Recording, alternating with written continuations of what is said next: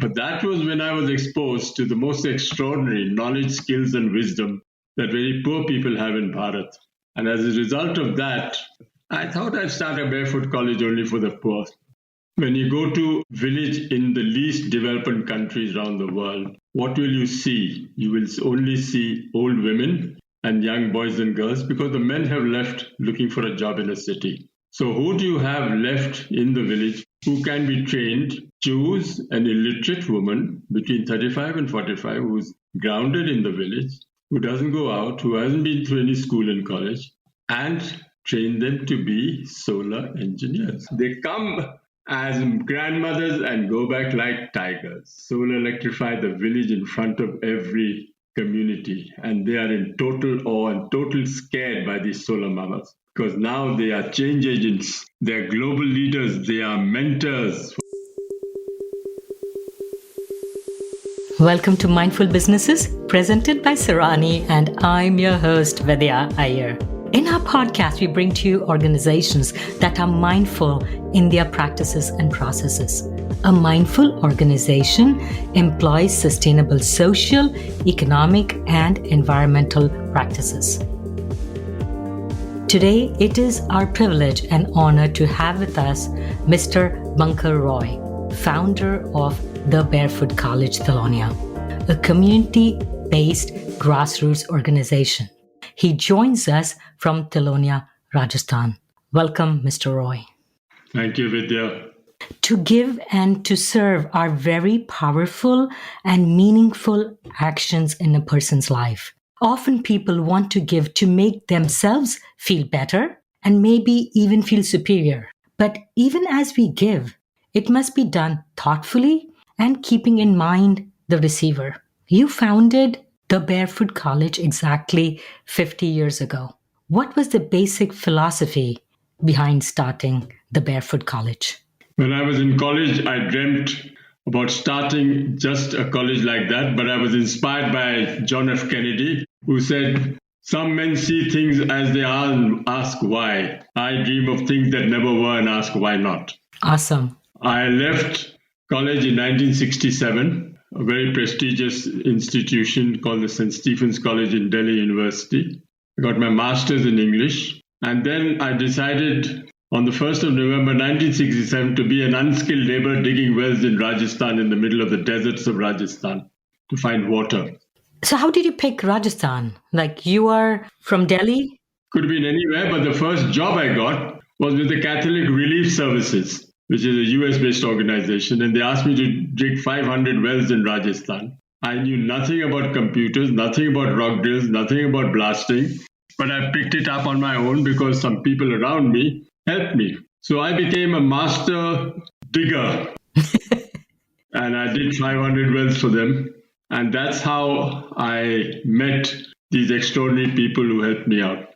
You went to Doon School, where princes and prime ministers and presidents of India went to school. What did your parents have to say about this? You go to Doon, you go to St. Stephen's, another prestigious institute. And what did your parents think about your plans for your future? My mother went into a coma. She couldn't understand why I was doing this, especially when all the jobs are coming.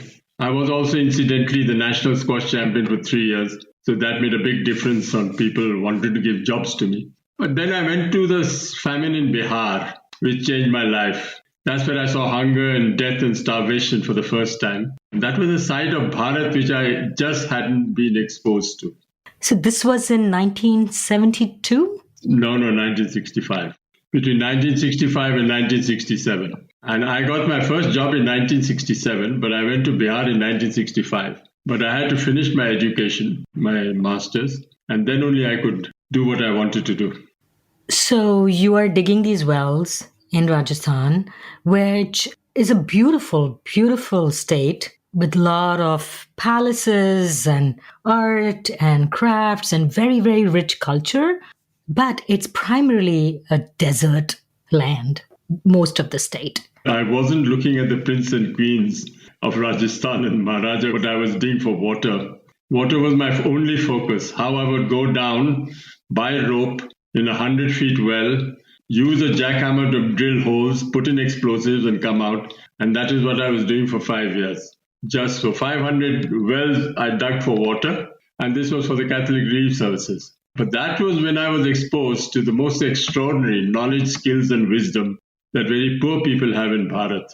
And as a result of that, when I saw this extraordinary knowledge, skill, and village wisdom, I thought I'd start a barefoot college only for the poor. So in 1972, I thought I would start a college with a difference.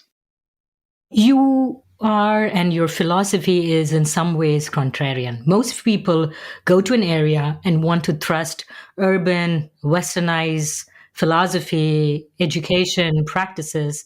But when you started Barefoot College, you did exactly the opposite. Yeah, I remember what His Holiness the Dalai Lama told me when he came to Tilonia in 2011, and he saw everything in Tilonia, and he said something very profound. He said, now that you have shown the Barefoot College working in practice, let's see if the experts and development planners can make it work in theory. We did everything wrong.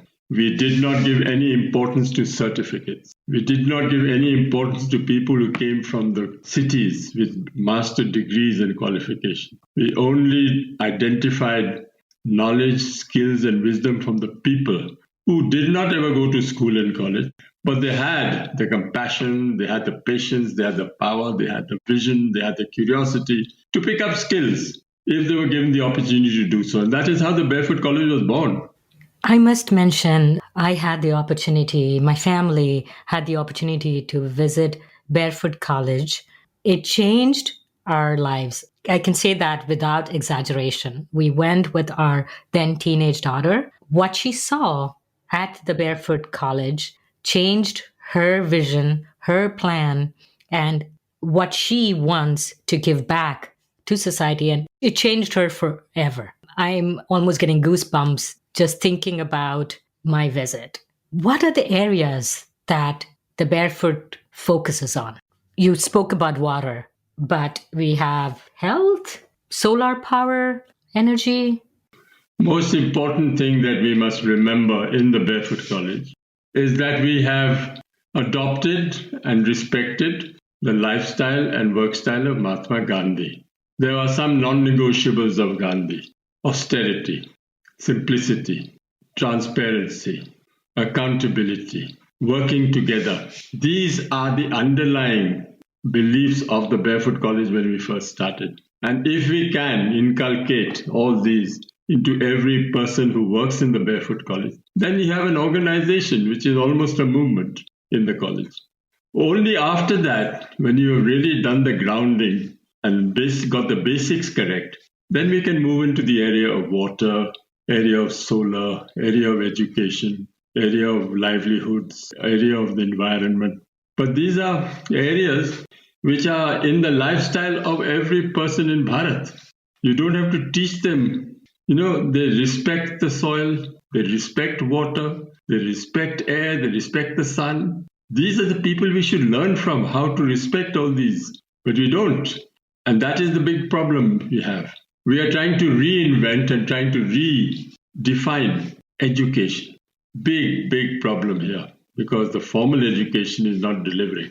The formal education is hang up on certificates and degrees, and that does not ensure competence. So all the people we have in the Barefoot College working in area of water, education, the night schools, the solar mamas, all are people who have been born and brought up in the college itself without having been through any degrees and qualifications in universities. And that is the beauty of the college to me today. So I can tell you about specific areas. Which areas would you like to know, which you remember clearly when you came?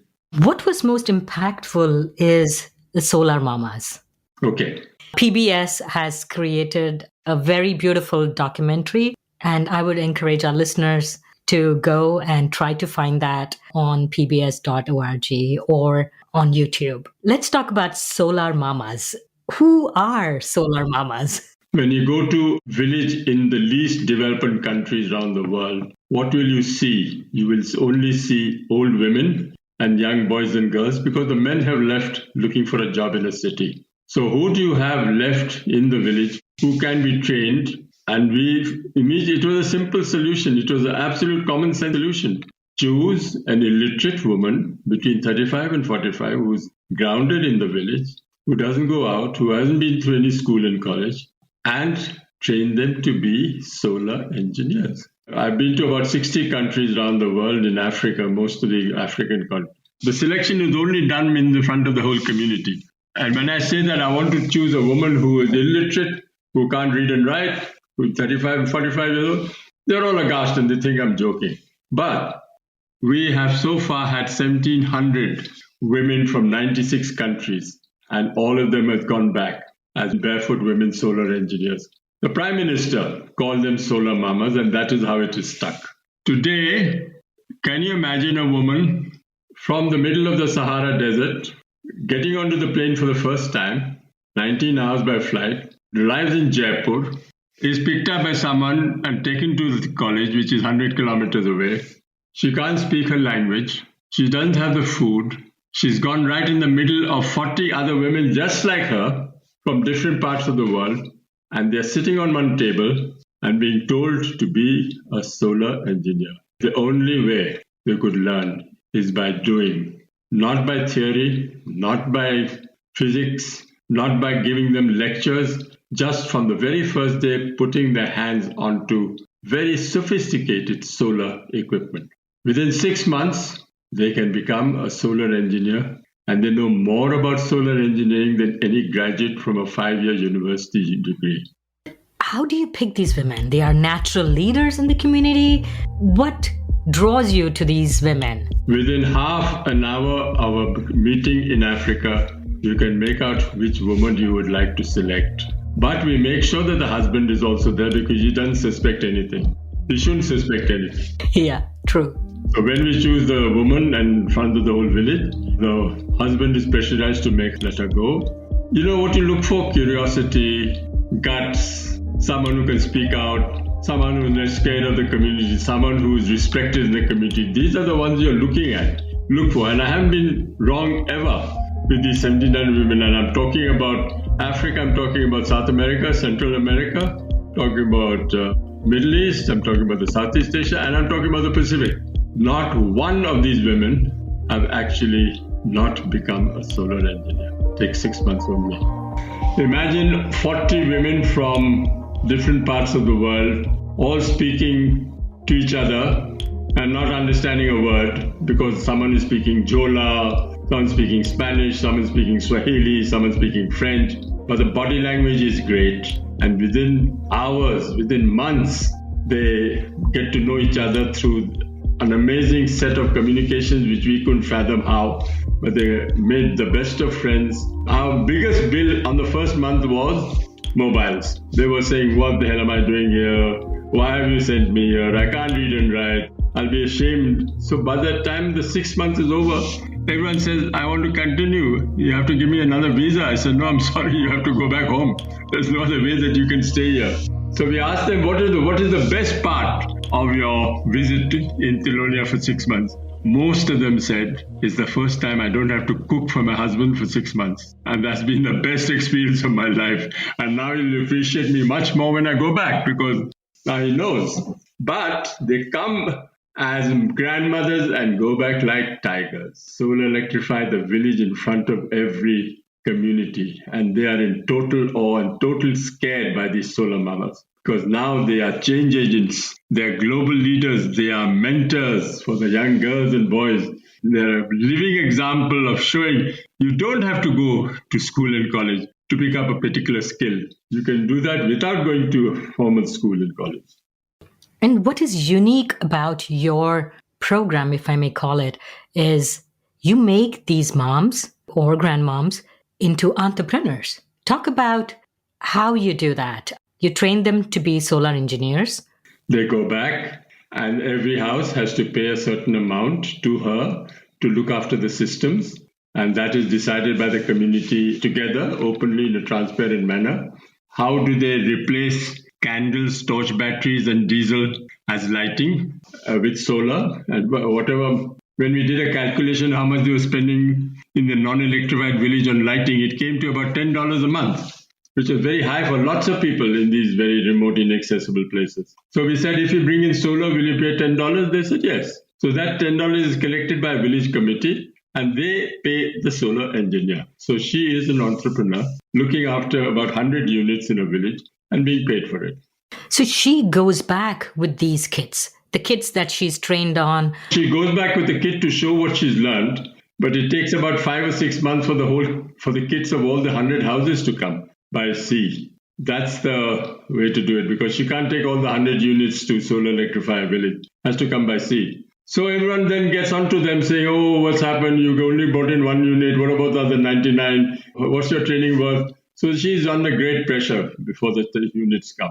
And when the units come and she solar electrifies the whole village, then they are, there's so many instances where the man says, okay, you're going to India for 6 months. I can't do without a second wife. I'll get married again. So you can go. In spite of this threat, she goes. And she goes and becomes a solar engineer, comes back and solar electrifies the village. And then the man says, please come back. And she says, no, I'm quite happy without you. Thank you very much. So these are instances where you find that they have got the courage.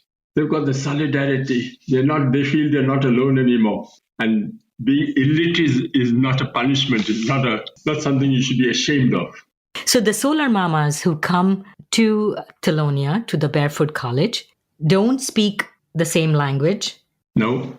They don't understand any of the Indian languages. No. In which the instruction can be offered. How do you train them? It's all sign language, a combination of sight and sound. We don't use the written word at all. We have a manual which is only visual. When they say my solar unit is not working, I say, look at your manual and point to me which part you want. And then we send it by DHL. You understand? It's not by the written word it's only by sight and sound that they become all these sophisticated charge controllers have about 50, 60 parts, and they have to solder it each very differently. So they go by the color code and they learn the color code. It's a very extraordinary different way of learning, and there's never been a failure on our side to be able to give them these very sophisticated technology skills. What were the difficulties you faced with, say, the first batch of solar mamas? Homesickness. They are away from their families. They've been pressurized to go. This is the first problem you have. In a strange land, I don't think you and I can do it. We don't have the power, the guts, and the courage to do this. Only they have the courage to do this. I really admire the perseverance and the courage that they show to come so far away from their country, so far away from the village. And their only communication is the mobile. So I make sure that the biggest bill are the mobiles. They all ring up every day. But I think this has given them a sense of solidarity to see 40 women just like them from other countries of the world. And they are as illiterate as the others, the same age. And then they get that confidence. And once they get that confidence, they are absolute tigers. No question. You are kind of partial to women. And you were against the patriarchy long before it was fashionable. Who made you this way? You were born in 1945, pre-independence India, in a traditional upper middle class or even upper class family with a lot of privilege. How did your thoughts get formed in this way? The best thing I did in 1970 was to marry my wife, Aruna Roy. She's the one who made me what I am today. Because every time I deviated from it, every time I showed my arrogance that usually comes out of a Doon School St. Stephen's background, she would really shut me down and bring me down to earth. So I think she was the one who was more inspirational in my life to bring it, to show how important women is as a change agent. And for 60 years in India, we've never really given a chance to the women to come up, to be equal, to expose to the same technology skills that men have. And we found that in many cases, the women have shown much more intelligence and much more adaptability to technology than we think. We had a woman who was a street fighter, and she came to me and said, I'm very exhausted. I just can't do anything. I can't keep fighting on the streets. What should I do? I said, you sit on a computer. She said, didn't you know I was illiterate? I said, I knew you were illiterate. But you sit on a computer, take your time. 6 months later, she comes smiling to me and says, I learned my computer. I can make a spreadsheet. I can put all my data onto the computer. All my government programs I put onto the computer. No one can say that I haven't gone digital. And she is illiterate, 65 years old. And she is being such a role model for young people now. She's become a teacher now. She still street fights, but she sits on the computer. All these instances of people who have come from very different castes, different class, all actually being exposed to this technology and taking it so well. Right now, we are training 10 Harijan women, now called Dalits, of course, as solar engineers, taking them off the streets, taking them off cleaning toilets, and we put them into this solar course, and they've taken it up like, hey, it's become such an extraordinary experience, and seeing them change and seeing everyone said, I never thought in my lifetime I'd be sitting like this making a solar lantern. That is for them a great achievement. And the community leaders are coming around and saying that, yes, this is an alternative skill that they must have other than cleaning streets and cleaning toilets. So this has been something which we are going to do on a large scale today. Many communities have no electricity even now, and I think they need to be electrified. So let's move on to some of the other impacts that the Barefoot College has in the community around Tilonia. For instance, I remember seeing a woman who was trained to be a dentist, or a daima, a midwife, who was trained to give medical care. I don't remember exactly, but I do have this vision. We have about 70, 80 traditional midwives who we call dais, and we meet them regularly. We train them how to give healthy deliveries, hygienic deliveries. Instead of using a saw or something like that, use a cauterized blade, something simple, things like that. We give them a kit, and they in fact report to us how many deliveries they've done in the village itself, rather than bring them into a hospital or into a health center. Now, these are extraordinary people. You know, these are the guys who produced most of the members of parliament in India, for God forbid, they're still alive. So we shouldn't be thinking badly of these traditional midwives today. But unfortunately, we are not using them enough, not recognizing them enough. So the Barefoot College is making sure that they are recognized, that they form a group, and they inform us how many deliveries they've made in the village itself. So the health program is now quite active, and these dais, they go on to doing, so one of the dais have become a local politician and stood for elections and won. So we don't discourage that. I think if that's the way they want to go, they go. But the most thrilling part is our education program. We are running night schools at night for children who can't go to school in the morning because they're looking after goats and sheep and fetching water for the parents. And the only time they have is for the evening. So the night schools of Tilonia started in 1975. That idea came to start schools at night for children in 1975, especially in villages where there were no government schools. As a result, today, over 90,000 students have come out of those night schools as of 2022.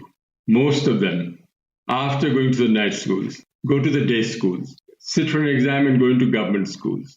And as a result of that, they've gone through the night schools, they've gone through Shiksha Niketan, which is a day school of ours, and they've gone beyond.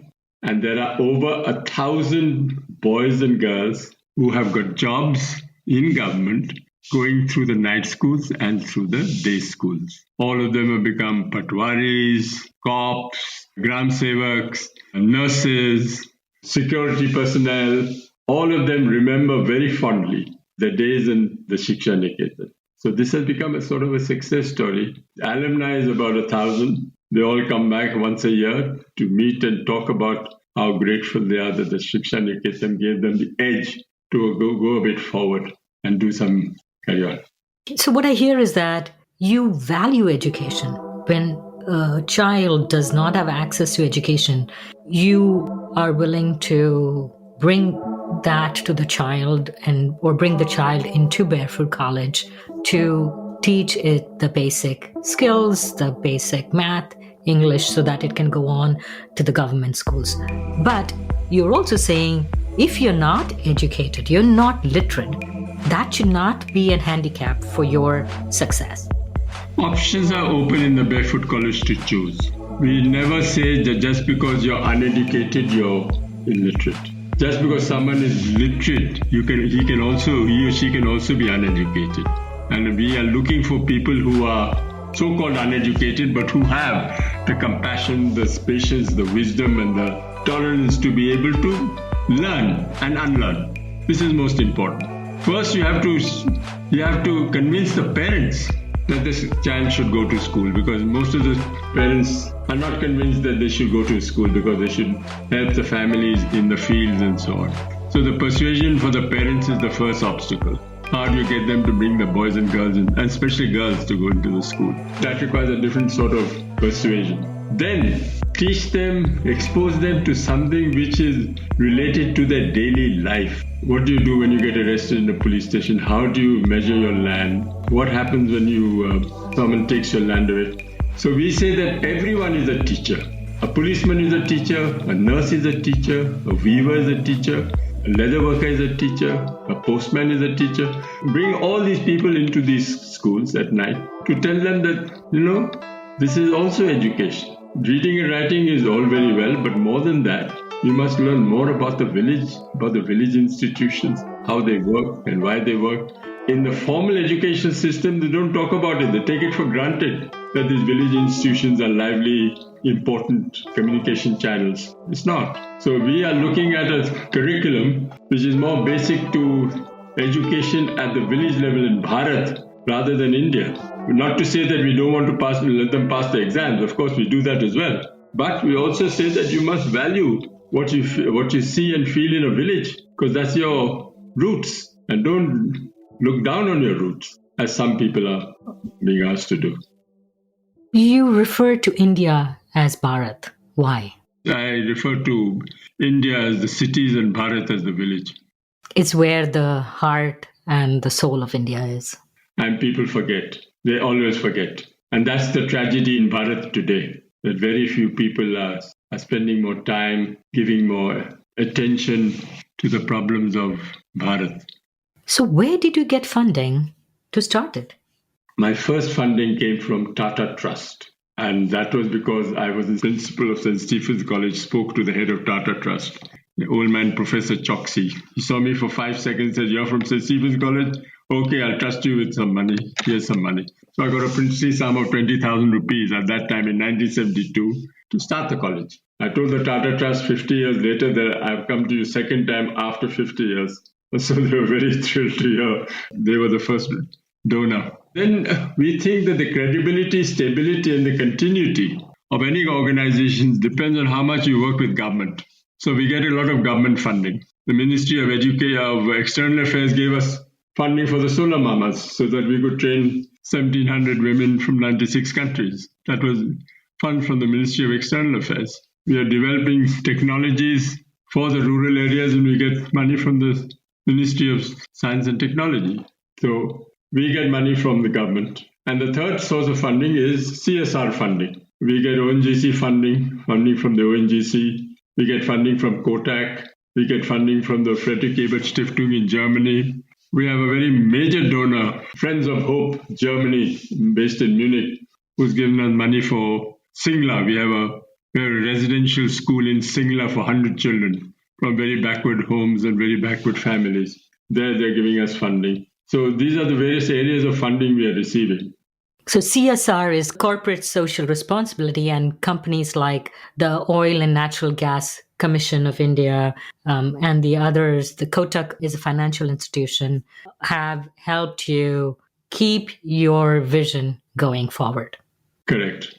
The trick is not to ask for too much money. Usually people try and raise so much money that they get complacent and they don't take risks. I think if anyone is in the civil society organizations based in a rural area, first you must have a code of conduct, how you should behave yourself with the communities, why you shouldn't take a minimum wage, why you should observe the laws of the country, why you should stay close to the poor and not commute from city to village to city like a Rotary Club member. These are the sort of non-negotiables if you want to start civil society. Now today, The sad part is that I am the only one that I have found after some research who stayed and lived in a village from Doon School and St. Stephen's College. There's not a single second person. Isn't that a reflection on the education system today? How is it that all these elite institutions have not been able to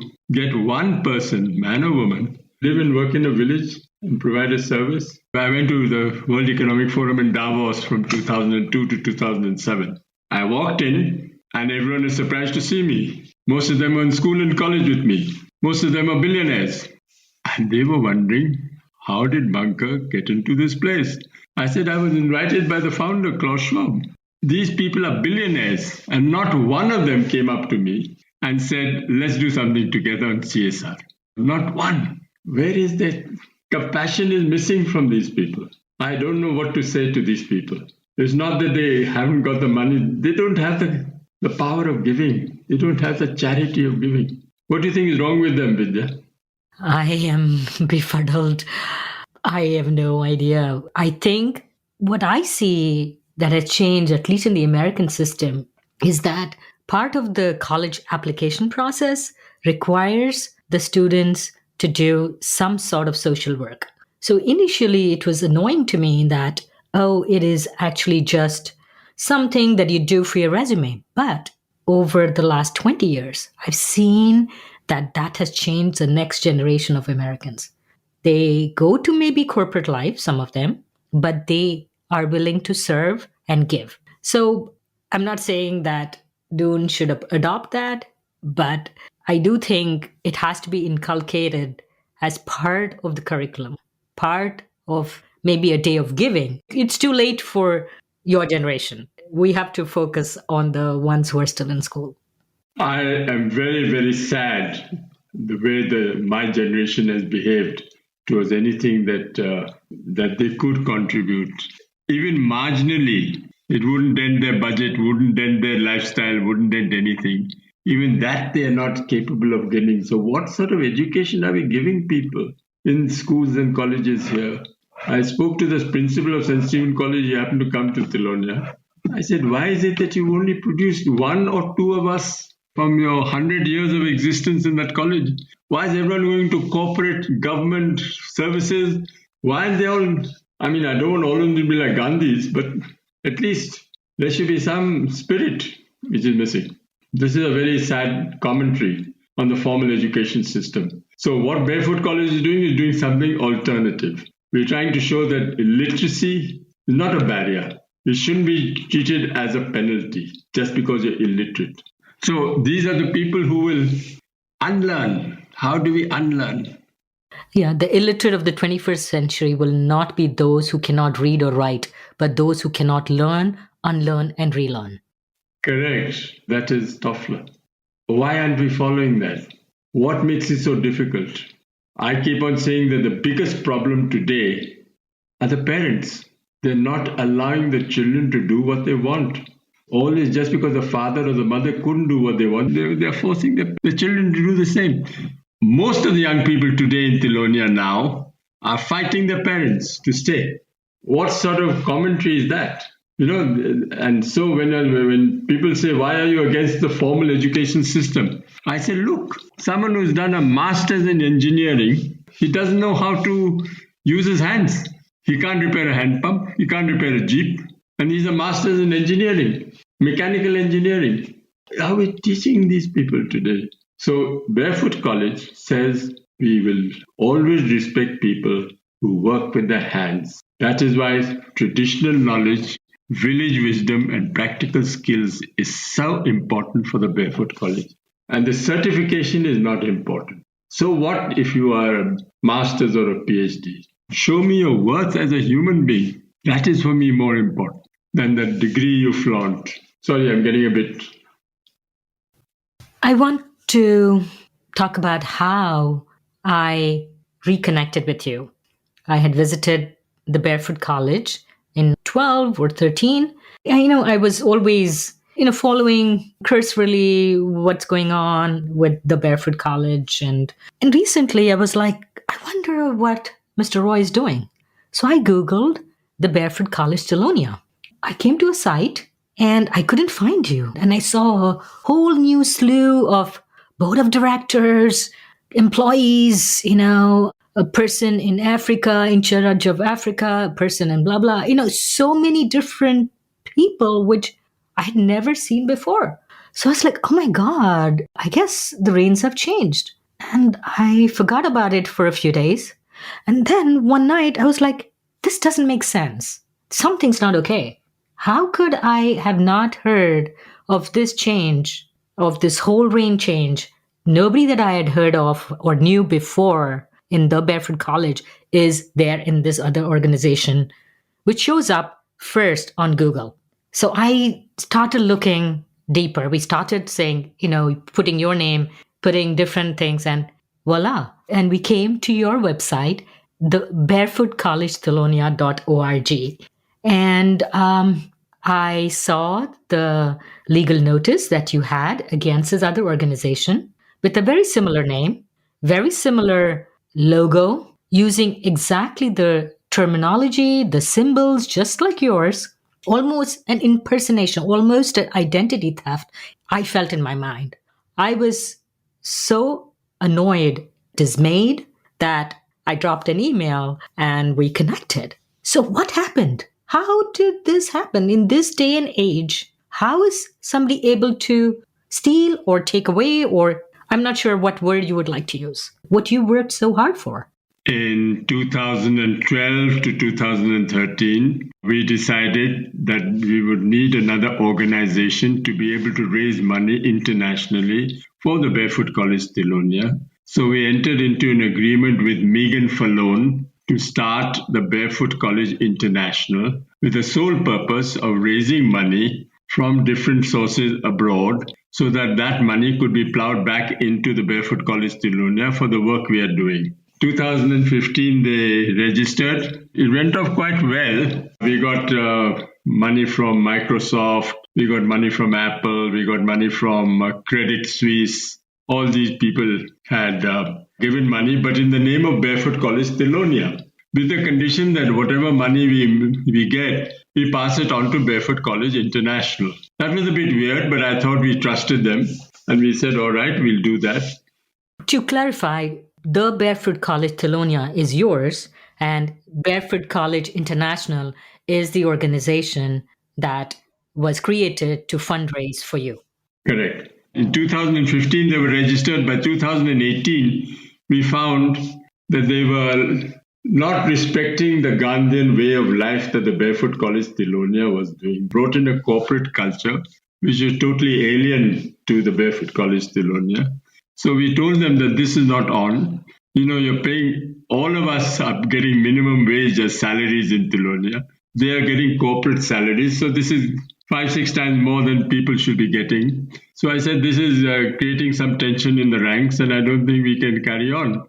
So in 2020, the board officially told them to leave Tilonia physically by March 2021.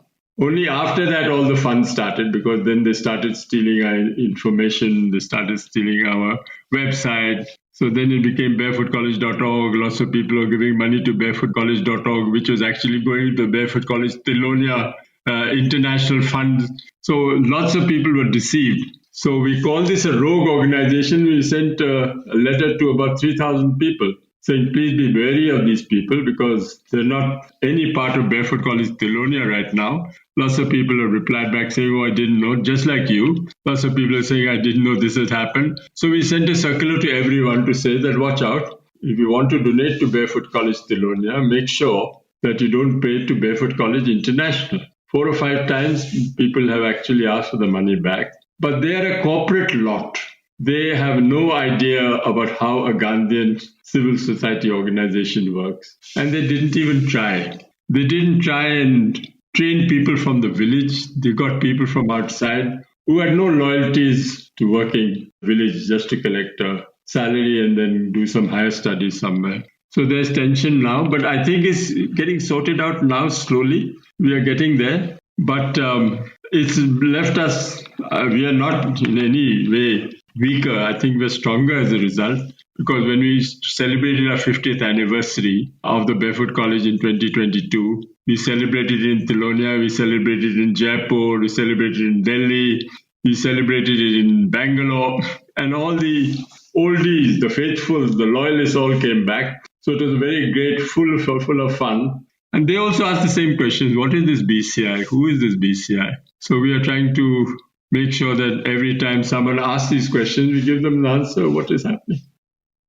What surprised me is not just that they were doing what you were doing, but it almost seemed like they were you, in terms of colors, in terms of, branding, I would say.